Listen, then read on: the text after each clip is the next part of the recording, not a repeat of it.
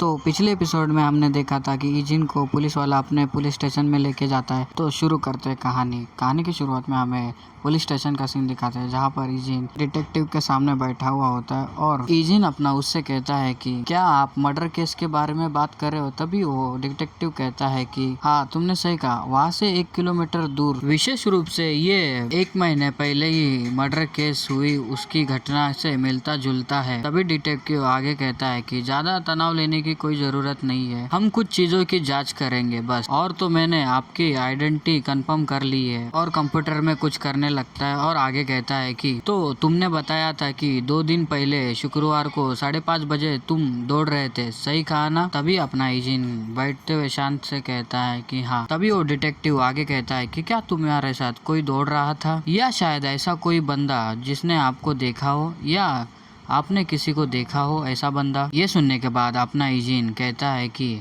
मैं केवल अकेला ही था और मुझे याद है कि उस समय मेरी मुलाकात 4 लोगों के साथ हुई थी, लेकिन उनमें से कोई मुझे याद नहीं है। ये सुनने के बाद वो डिटेक्टिव कंप्यूटर पर वो टाइप करने लगता है और इजिन से कहता है कि तो अच्छा, तुम्हारे साथ कोई नहीं था और कोई भी अलग नहीं खड़ा था। ये कहने के बाद वो इजिन के पास देखता है और आगे कहता है कि मैं पर्सनली क्यूरियस हूँ इस बात को लेके। ये बात सुनकर इजिन कहता है कि प्लीज आगे बताओ। तभी वो डिटेक्टिव आगे कहता है कि तुम हर दिन अलग अलग समय पर अक्सर सीसीटीवी जहाँ पे होता है वहीं पे क्यों दौड़ते हो। ये सुनने के बाद इजिन कहता है कि मेरा जब भी मन करता है मैं रनिंग करता हूँ, इसलिए इसका कोई टाइम टेबल नहीं है। और तो मुझे नहीं पता था जिधर मैं दौड़ता हूँ वहाँ सीसीटीवी कैमरा नहीं था। ये सुनकर वो डिटेक्टिव आगे कहता है कि तुम हर रोज अपना रूट क्यों चेंज करते हो। तभी इजिन उसका जवाब दे के कहता है कि मुझे पुराने रास्तों पर दौड़ना अच्छा नहीं लगता, इसलिए मैं नए रास्तों पर दौड़ना पसंद करता हूँ। तभी डिटेक्टिव कहता है कि जिन क्षेत्रों में तुम भागते हो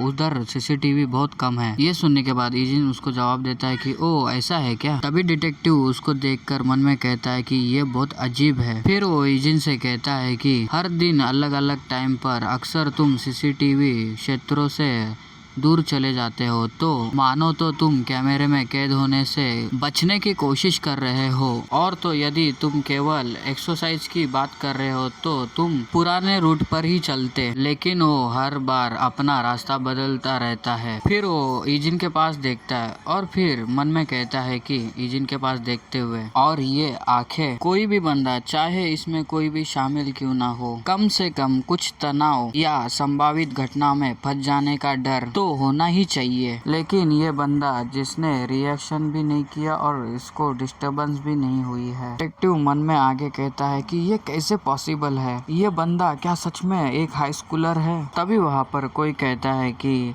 तुम इजिन यहाँ क्या कर रहे हो। तभी इजिन और वो डिटेक्टिव दोनों देखने लगते हैं। तभी वहाँ पे लेफ्टिनेंट आ जाता है और ये उसको देखने लगता है इजिन को, और इजिन भी लेफ्टिनेंट के पास देखने लगता है। तभी वो डिटेक्टिव लेफ्टिनेंट से कहता है कि कर्नल, क्या आप इस स्टूडेंट को जानते हो। ये सुनने के बाद लेफ्टिनेंट कहता है कि हाँ, और फिर आगे कहता है कि डिटेक्टिव, क्या ये वही व्यक्ति था क्या जिसका तुम जिक्र कर रहे थे। तभी डिटेक्टिव कहता है कि हाँ। तभी लेफ्टिनेंट कहते हैं कि ये बच्चा निश्चित रूप से कल्प्रिट नहीं है, मैं इसे देखकर ही बता सकता हूँ। तभी डिटेक्टिव उससे कहता है कि हाँ ठीक है, मेरे पास और कुछ क्वेश्चन थे और ये स्टूडेंट ने अच्छा सहयोग किया है। ये सुनने के बाद इजिन लेफ्टिनेंट के पास देखता है और लेफ्टिनेंट इजिन के पास देखते हैं। तभी थोड़ी देर बाद हमें पुलिस स्टेशन के बिल्डिंग का सीन दिखाते हैं, जहाँ पर वो लोग बाहर आ जाते हैं और लेफ्टिनेंट इजिन से कहते हैं यह आपके लिए सरप्राइज की बात रही होगी। तभी इजिन कहता है कि यह सब ठीक है। फिर लेफ्टिनेंट इजिन से आगे कहते हैं कि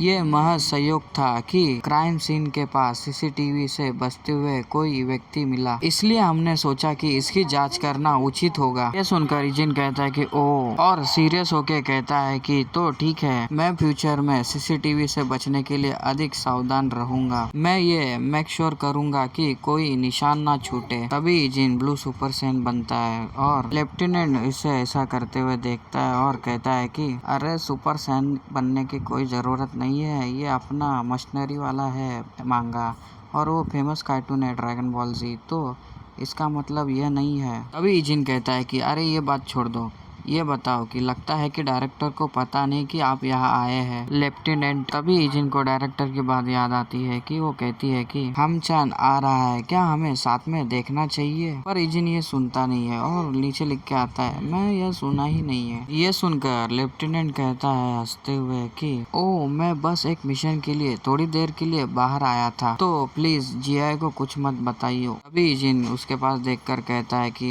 हाँ मैं समझ गया, लड़की का चक्कर ऐसा ही होता है। अब तुम्हारा भाई का ही देख लो, भाई को एक गर्लफ्रेंड मिल गई है तो वीडियो बनाना ही छोड़ दिया है, जल्दी जल्दी नहीं बनाता अभी। वो छोड़ो, कहानी पे आते हैं। तभी इजिन कहता है कि तो क्या पुलिस स्टेशन में आपकी विजिट आपके मिशन से कोई संबंधित है। यह सुनकर लेफ्टिनेंट कहता है कि हाँ, और सीरियस होता है और इजिन से कहता है कि इजिन तुम्हें याद है कि योंग याद है। यह सुनने के बाद इजिन लेफ्टिनेंट के पास देखता है। तभी हमें एक बंदे को दिखाते हैं, सही से उसका चेहरा नहीं दिखाते हैं। इजिन लेफ्टिनेंट से आगे कहता है कि क्या तुम उस व्यक्ति के बारे में बता रहे हो जो ट्रांसफर हो गया है। लेफ्टिनेंट मैं जब आपसे मिलता उस समय आप किसी दूसरे यूनिट में थे। यह सुनकर लेफ्टिनेंट कहता है कि हाँ, उसके बाद उसने एक दूसरे यूनिट में सर्विस की है, लेकिन वो हालांकि वो वहाँ से भाग गया। कारण यह था कि वो भ्रष्टाचार में लिपट रहा था और जब उसे लगा कि वह पकड़ा जाएगा तो वहाँ से भाग गया। ये सुनने के बाद इजिन लेफ्टिनेंट के पास देखता है और कुछ नहीं कहता। तभी हमें लेफ्टिनेंट उदास दिखाते हैं। लेफ्टिनेंट आगे कहते हैं कि वो बंदा थोड़ा उदास आदमी था, इसलिए मैंने उसका बहुत ख्याल रखा, और तो स्किलफुल था और सबसे अच्छे से मिलता जुलता था यूनिट में। ये देखकर इसलिए मुझे उससे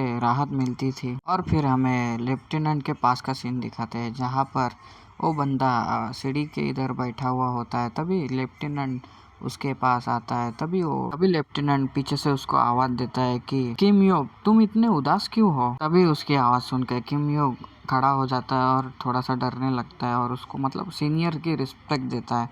तभी अपना लेफ्टिनेंट कहते हैं कि तुम ट्रेनिंग के टाइम पर कुछ खोए खोए से लग रहे थे, क्या तुम्हें ये ट्रेनिंग करना नहीं है क्या। तभी किम योक कहता है कि नहीं सर। फिर लेफ्टिनेंट कहते हैं कि क्या है वो बताओ मुझे। तभी किम योक कहता है कि सर मेरी दादी आइस के ऊपर पैर रखते हुए वो गिर गई है और उसका घुटना टूट गया है। ये सुनने के बाद लेफ्टिनेंट कहते हैं कि क्या आपकी दादी। तभी वो कहता है कि हाँ मेरी दादी, और तो दादी के सिवा मेरा कोई नहीं है, इसके लिए मैं उनके लिए बहुत चिंतित हूँ। यह सुनने के बाद लेफ्टिनेंट उससे कहता है कि मैं तुम्हारी सिचुएशन समझ सकता हूँ, पर लेकिन हम ट्रेनिंग के बीच में है, इसीलिए मैं आपको जाने नहीं दे सकता। ये सुन के किम योक नाराज होता है और नीचे देखते हुए कहता है कि मैं समझ गया। और फिर लेफ्टिनेंट इतने में कहते हैं कि मैं अपने दोस्त को भेजूंगा और हालचाल पूछ लूंगा। ये सुनने के बाद वो हैरान होता है और कहता है कि क्या, और लेफ्टिनेंट के पास देखने लगता है। तभी लेफ्टिनेंट थोड़ा सा मुस्कुराते हुए कहता है मेरा दोस्त उनके साथ इतने टाइम तक रहेगा जब तक उनको चलना फिरना या सब कुछ करने नहीं आ जाता तब तक। ये बात सुनकर किम हैरान होता है और लेफ्टिनेंट के पास देखने ही लगता है हैरान भरे नजरों से। फिर तभी वो लेफ्टिनेंट से कहता है कि क्या सच में। तभी लेफ्टिनेंट कहते हैं हाँ, इसलिए तुम डिस्टर्ब ना हो और चोट ना खाओ और अपना सिर सीधा रखो और अपने ट्रेनिंग पर फोकस करो। ये सुनकर वो किम योक लेफ्टिनेंट को पास देखने लगते हैं हैरान भरे नजरों से और फिर जोश में आके सैल्यूट मारते हैं और कहते हैं कि यस सर माय लॉयल्टी। फिर सीन शिफ्ट होता है, हमें जंग का सीन दिखाते हैं जहाँ जंगल में गोलियां चल रही होती है और फिर हमें एक बंदे को दिखाते हैं, ये शायद किम ही रहेगा।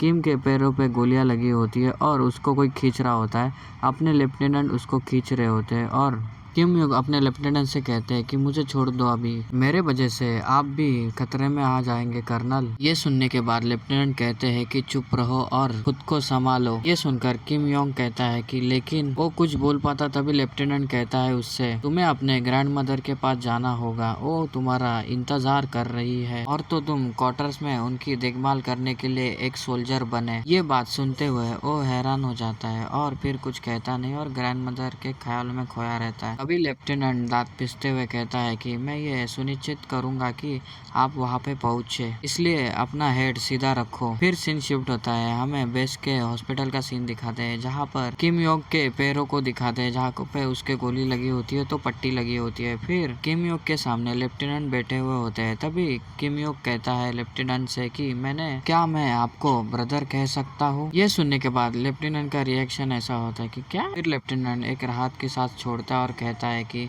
खैर मैं तुमसे उम्र में बड़ा हूँ इसलिए तुम्हें मुझे यूं कहना चाहिए। क्या तुम मुझे हाँ कहना चाहते हो? ये सुनकर किम युक थोड़ा सा स्माइल करता है और फिर लेफ्टिनेंट हंसते हुए उससे कहता है कि हाँ, यहाँ पे सभी लोग मुझे यूं कहते हैं और मुझे बदमाश भी कहते हैं। फिर सीन प्रेजेंट में आता है इजिन के पास। इजिन मन में सोचता है कि मुझे पुलिस स्टेशन में मर्डर केस के मामले में मुझसे पूछताछ की गई है और ऐसा लगता है कि लेफ्टिनेंट को भी इसके बारे में पता है। तभी कोई कहता है कि शायद से हाँ, कल्प्रेट अपना किम योंग है। सच कहूँ तो उसने पहले ही एक मर्डर 1 महीने पहले ही किया था। तभी लेफ्टिनेंट अपनी मुट्ठी बंद करते हैं और उस मुट्ठी के पास देखते हैं और आगे कहते हैं कि मैं किम युक को यहाँ पकड़ने आया हूँ। ऐसा करते हुए कहता है कि इससे पहले कोई और उस तक पहुँचे। उसको इतना परेशान होकर इजिन उसके पास देखने लगता है और फिर सीन शिफ्ट होता है।